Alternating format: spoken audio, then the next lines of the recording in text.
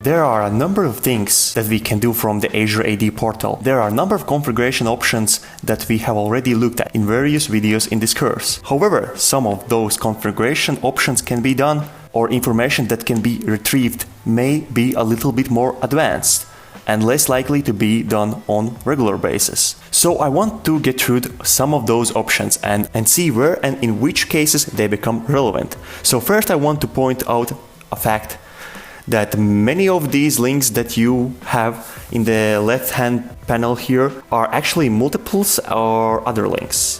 What I mean by that is, for example, if I click here, user settings, and I retrieve a list of various configurations, then I can apply a specific users. This is actually the same page that I would access by clicking on users in groups and then clicking on user settings. So I want to point out that these variation settings are the same whatever you configure them. From this page over here, or the page that you linked into, from the original list of options from Azure AD, you would be doing the exact same things. So let's take a look at these configuration options here. First of all, let's go into app registrations.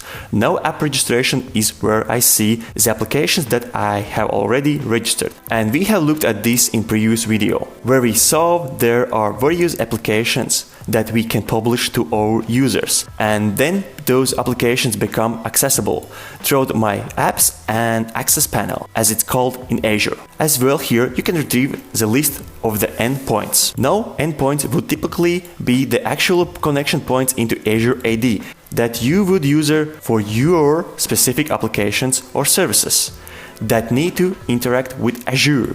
For example, the add graph endpoint is an endpoint that would be used to perform various tasks that are related to Active Directory management. Some applicants that connect to the Active Directory in Azure connects to the its graph endpoint. So going down this list, we also have application proxy. Now the application proxy is actually a tool that we would use to manage on-premises app and single sign-on for the premises app through Azure AD. So this is a connector that we would download, install, and then connect our on-premises applications and have them authentication through Azure AD. Now going through my list of options here, you will notice that some options have preview word that is added at the end. This means that the functionality, it's not fully generally available for it, as it called typically as GA, generally available, general availability, general availability. The feature is in preview, which means that it has limited support and it's not meant to be used in production environment. It's only meant to be used for testing. So devices is on those features. If I go down my list of various options here, you can see the user settings, and that was the interface that I pointed out earlier. So here we have some interesting settings, such as settings that allows users to interact with the applications that are published. Again, the My Apps interface is called the Access Panel. So for example, you can allow users to add galleries of apps to the Access Panel, and I can do that by just clicking yes here. So there is a number of options here. They are very self-explanatory. And if you are not sure exactly what it means, you can always click on this little information button to provide additional information. Remember that whenever you finish configuration, one of these blades, you click on save in order to save all of the information, and you will receive a notification that your information has been saved. If you want to use the last few configurations that you have performed, you can just click here on notification and see that the configuration option for user settings have been saved successfully. Now on these configurations that I also find useful under notification settings, now notification settings actually defines what notifications administration will receive. So, do you want to have notification about services? And this is about the features and the services that are available, or changes to the status of services. Now features become available. Would you like to receive on email notification? and so on. So these notifications would be sent to this email address if you may want to have a group of administrators.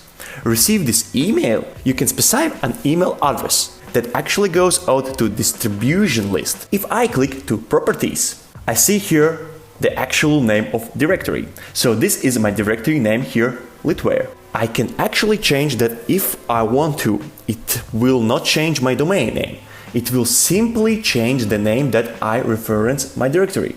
As well, I see the region where my directory being created, it's in United States. And therefore, it is located in data center in the United States. This is a very important piece of information for organizations that are concerned about data residency, where the data actually resides. For various legal and complaint reasons, as well as the language for notifications, or whether or not global administration can manage the Azure subscription. By default, this is set to no, which means that anybody who has the global admin role on this directory cannot manage the Azure subscription as whole, because there are multiple directions in my subscription, and I may not want the administrator of this directory to be able to manage the entire subscription. Now, I want you to notice that some of these settings cannot be changed, such as the data residency, so these are some of advanced settings that you can modify and retrieve information from within the Azure AD directory. And some of these settings are also settings that are relevant if you need to configure various tasks for users and manage devices of user configurations as part of your directory.